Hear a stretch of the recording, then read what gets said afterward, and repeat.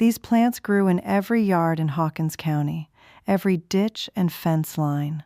The sting that stopped hurting, the fever that broke, the wound that healed clean. Most people walked past and never knew they were walking past a pharmacy. My grandmother kept 9 of them on a shelf. She knew exactly which one to reach for before she opened the door. That knowledge took 200 years to build. My generation is the last one that has it. Today I am writing it down for you.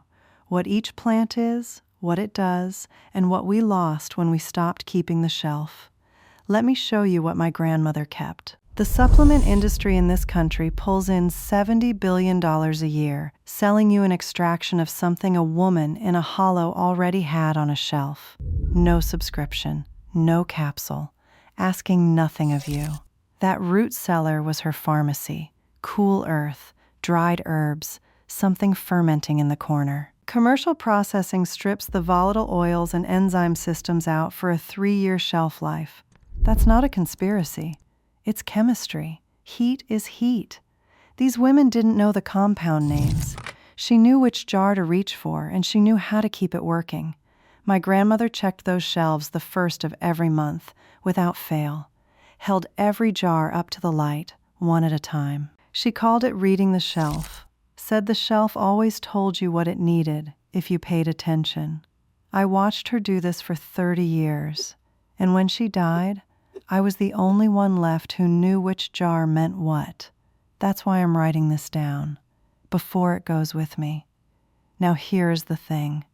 This wasn't just my people back in Hawkins County. I went looking because I wanted to know if we were the only ones doing this. We weren't, not even close. There were physicians, real doctors writing real medical textbooks back in 1898 who wrote down almost the exact same recipes the women in these hollows were already using. That book is called King's American Dispensatory. The 2 men who wrote it, Felter and Lloyd, said garlic works better soaked in vinegar than in water. That's exactly what my people already knew, without ever meeting either one of them. And if you go back even further, a Roman writer named Pliny the Elder was writing about one of these same plants 2,000 years ago. He said Achilles himself discovered it on the battlefield at Troy. That plant still carries his name today, Achillea, given to it by a botanist named Linnaeus a couple hundred years back. 3 completely different groups of people, separated by oceans, separated by centuries, all landing on the same 9 plants. Nobody was copying anybody. That's not folklore. That's just what happens when something actually works. And it's not just doctors and old Roman writers either.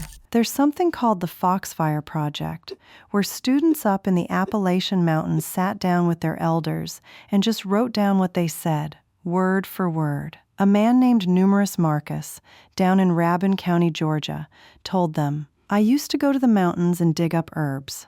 We would get roots and plants and make herb medicines out of them. There are a lot of herbs in the woods if a feller knowed what they was. My grandmother was keeping the exact same shelves 2 states north of him. They never met. This wasn't one family's little secret. This was a whole way of life, running the entire length of these mountains. The first jar on the left was always chamomile. Matricaria chamomilla. She didn't call it that. She called it the covering herb because the most important thing about making it was covering the cup. The active compound is apigenin, a flavonoid that binds GABA A receptors, the same receptors targeted by benzodiazepines without the dependency risk. There is also a volatile oil fraction, bisabol and chamazoline, both of which reduce inflammation through a separate pathway from the apigenin. But those volatile compounds escape with steam. The moment you steep chamomile in an open mug, you are watching the medicine leave. She always put a saucer over the cup. 2 teaspoons of dried flowers and 8 ounces of water at 200 degrees Fahrenheit, just under boiling, covered for 10 minutes. The steam condenses on the saucer and falls back in. The room should not smell strongly of chamomile when you lift the saucer. If it does, the preparation already lost what you were after. Commercial chamomile tea bags are dried at temperatures that vaporize that volatile fraction before the bag reaches the shelf. What remains is a degraded flavonoid at diminished concentration. The name says chamomile. The function is not the same. Chamomile does not treat a diagnosed anxiety disorder. That is not what this jar was for. Elderflower was next, and I want to be precise about something. This is not elderberry. The commercial elderberry industry, the syrups, the gummies, the lozenges, uses the fruit of Sambucus nigra, standardized for anthocyanins. My grandmother kept the flower. The flower contains rutin and quercetin, a flavonoid class that promotes peripheral vasodilation and supports the body's fever-breaking response by increasing circulation to the skin. The fruit and the flower share a plant. They do not share a function. The diaphoretic preparation my grandmother reached for when someone had a fever was elderflower tea. 2 tablespoons of fresh flowers, or 1 tablespoon dried, in 8 ounces of water at 185 to 195 degrees Fahrenheit. Not boiling. 15 minutes. The rutin fraction is more heat stable than chamomile, but you are still not boiling it. The liquid comes out pale gold green with a light floral smell, slightly musky. If you steep elderberry syrup instead, you have a different compound class working on a different pathway. My grandmother was not treating the same thing. Elderflower tea does not treat pneumonia. That was always the boundary of this jar. Yarrow sat beside the elderflower, and this one does 2 entirely different things through 2 entirely different compound classes. Achilline, an alkaloid, constricts small blood vessels and accelerates clotting. That is the hemostatic function. The plant stops bleeding. Chamomile, a volatile terpenoid in the same family as the compound in chamomile, promotes perspiration, which helps the body break a fever by moving heat to the skin surface. 2 mechanisms, 2 compound classes, 1 plant. Pliny the Elder attributed its discovery to Achilles, who used it on the wounded at Troy. Linnaeus gave it his name, Achillea. The eclectic physicians documented it in 1898. My grandmother kept it on the 3rd shelf. For fever, 1 tablespoon of fresh aerial parts in 8 ounces of 200-degree water, covered, 10 minutes, drunk hot. The slight bitterness you taste is the alkaloid fraction. If it has no bitterness, the preparation didn't work. For bleeding, fresh bruised leaves applied directly to the wound site and held. The commercial encapsulated yarrow powder you find in blended supplements has already lost the chamomile. The volatile fraction is gone in the encapsulation process. What remains may carry some of the alkaloid fraction, but field wound applications require fresh. Yarrow does not treat a wound with spreading redness and heat and discharge. That needs a doctor. Plantain grew in every yard in Hawkins County, not the banana. Plantago major, the broadleaf weed that comes up through gravel and grows along every fence line. The Cherokee and other native peoples called it white man's footprint because it arrived with European settlers and grew wherever they walked. It has aucubin, an iridoid glycoside that inhibits KEX2, the same enzyme targeted by ibuprofen. It has allantoin, the same compound in comfrey, which stimulates tissue regeneration. It has mucilage, which forms a protective barrier on irritated skin. The preparation is simple, and it requires fresh leaf. You chew it or crush it. Mechanical disruption releases the active juice, and you apply it directly to the sting or the wound site within minutes. 1 fresh leaf per application. Replace every 20 minutes. If the leaf produces no juice when crushed, it is too old. The reduction in sting pain begins within 5 to 10 minutes. My grandmother didn't have a compound name for the drawing action, the sense that the plant pulls something out. We didn't have the name for what she was doing. We had the result. The sting stopped hurting. That was enough. Dried plantain in tea does not replicate this. The poultice function requires fresh juice in direct contact. Commercial hydrocortisone suppresses immune response from the outside through a different mechanism entirely. Plantain does not treat anaphylaxis. If someone has been stung and their throat is tightening and their lips are swelling, they need epinephrine and a hospital, not a leaf.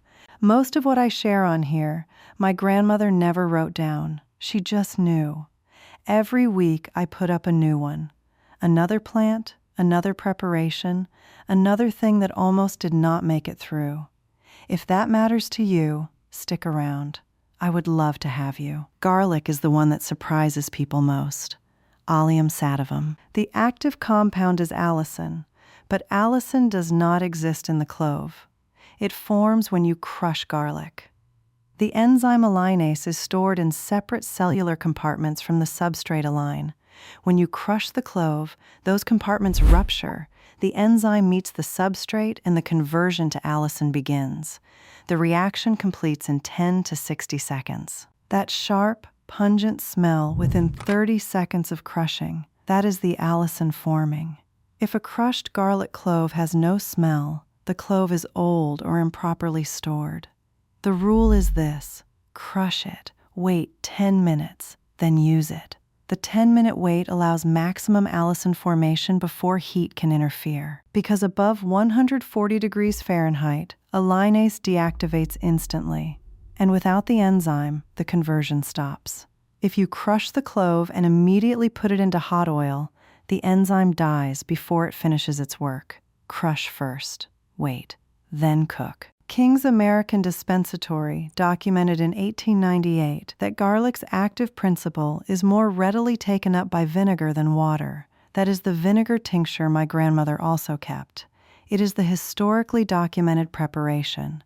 Commercial garlic capsules contain dried align and dried allinase. Some conversion can still occur if rehydrated, but efficiency is dramatically reduced. Jarred minced garlic in oil has already completed the align to allicin cycle during processing. What you are getting is primarily the degraded breakdown products. You are simply reactivating nothing. Garlic does not treat a bacterial infection that requires antibiotics. Numerous Marcus told the Foxfire students it was good to put on your chest for a bad cold to break up the croup. He was right about the application. He knew where the line was, too. Valerian is the sleep jar, and it is the one that makes people understand why preparation matters more than the plant name. Valeriana officinalis contains 2 active compound classes with different heat sensitivity, and this distinction determines whether you have a preparation or a powder. Valerianic acid, a sesquiterpene, modulates GABA, A receptors, and produces the sedative effect. This is the primary studied compound, and it is present in commercial standardized extracts. But the plant also contains valipotriates, iridoid esters that are chemically unstable above 40 degrees Celsius, 104 degrees Fahrenheit, in moisture. At that temperature, they degrade. Hot tea, brewed at boiling, destroys the valipotriate fraction completely. It also degrades the valerianic acid fraction by a measurable amount. The root cellar preparation was a cold infusion. 1 heaped teaspoon of dried root, roughly 2 to 3 grams, in 8 ounces of cold water, covered, steeped overnight for 8 to 12 hours. Strain before bed. The liquid has an earthy, unpleasant smell. That smell is the active sesquiterpene volatile oil fraction. If the cold infusion smells like nothing, it did not work. The other traditional preparation is an alcohol tincture. 1 part dried root to 5 parts, 60 to 70% alcohol, macerated for 2 to 4 weeks, shaken daily. 1 to 2 teaspoons in water, 30 minutes before sleep. The valipotriate fraction is absent from every commercial valerian tablet on the market. The preparation the root cellar kept preserved something the capsule does not contain. Whether the valipotriate fraction accounts for the full difference, the research hasn't settled that. What I know is what the shelf preserved and what the shelf looks like when it is empty. Valerian does not treat clinical insomnia caused by apnea, trauma, or diagnosed psychiatric conditions. Comfrey, Symphytum officinale. This is the one that had a rule, and I am going to state the rule before anything else. My grandmother knew this one had a rule. The root cellar version and the tea are not the same thing. This goes on the outside. Comfrey contains pyrrolizidine alkaloids, compounds that cause documented liver damage with internal use, hepatic veno-occlusive disease, The FDA asked manufacturers to remove internal comfrey products from the market in June 2001. The European Medicines Agency restricts comfrey root to external use only. This is not a debate. It is settled. The rule is roots and leaves on intact skin only. Never on broken skin. Never internal. Never during pregnancy. What comfrey does on the outside is remarkable. The root contains up to 4.7% allantoin, the same compound that stimulates cell proliferation in connective tissue and accelerates bone repair. It also contains rosmarinic acid, which is anti-inflammatory and analgesic. The oil infusion is the preparation. Dried comfrey, root or leaf, not fresh, because fresh introduces moisture and risk of mold, packed into a jar and covered completely with olive oil. Olive oil because the lipophilic compounds, fats, waxes, fat-soluble actives extract into fat, not water. Water would miss this fraction entirely. Seal the jar. Place in a warm location for 4 to 6 weeks. Strain. Apply the oil to bruises, sprains, sore joints, unbroken skin over swelling. The oil turns slightly green-tinged and carries a mild, earthy smell that is a successful preparation. Commercial PA-depleted comfrey cream processes out the alkaloids, which is responsible practice. But that same processing reduces the allantoin concentration and removes the rosmarinic acid and polysaccharide fraction present in a whole root preparation. The name says comfrey. The preparation is not the same thing. Raw honey is not an ingredient. It is a preparation. The distinction is everything. When glucose oxidase, the enzyme naturally present in honey, contacts glucose, it produces hydrogen peroxide. That is the antimicrobial mechanism. Mild, sustained, surface-level antimicrobial action. There is also invertase, which converts sugars, and diastase, which breaks down complex starches. Diastase is used internationally as a honey quality marker. The Codex Alimentarius requires a minimum diastase, number of 8 for high-quality honey, precisely because diastase detects whether honey has been overheated. Above 40 degrees Celsius, 104 degrees Fahrenheit, invertase begins degrading within hours. Glucose oxidase starts failing. Above 60 degrees Celsius, the damage across all 3 enzyme systems is severe. Commercial honey is pasteurized at 145 to 170 degrees Fahrenheit. Every enzyme system in the preparation is gone.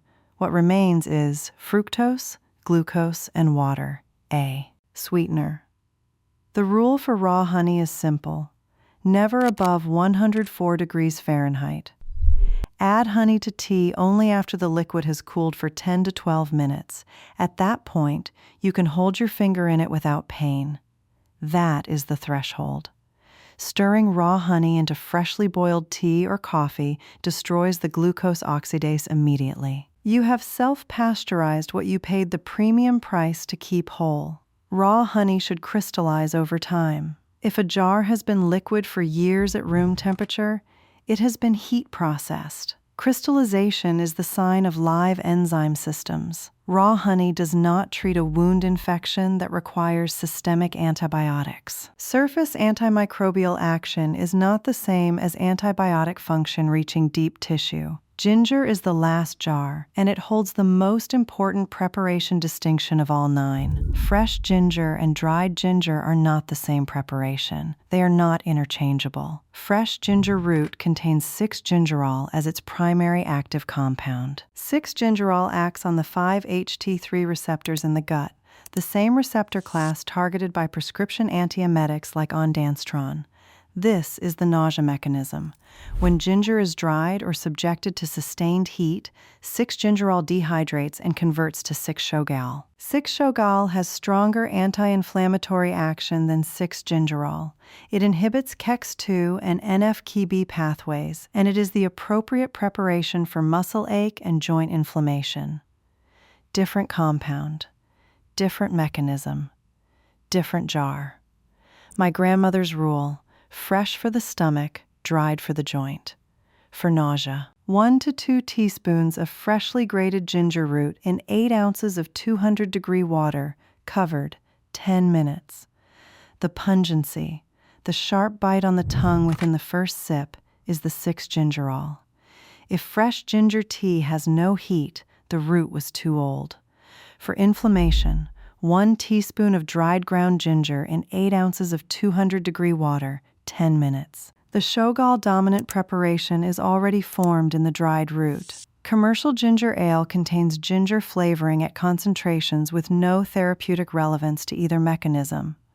Commercial ginger capsules are dried powder, Shogal-dominant, appropriate for inflammation, wrong compound class for the 5-HT3 nausea pathway. The form you choose determines what the preparation does. Ginger does not treat the nausea of chemotherapy at the dose or mechanism of prescription antiemetics. That is a different clinical problem. I want to be clear about what these preparations do and what they don't. None of these 9 plants do everything. A tea is not an antibiotic.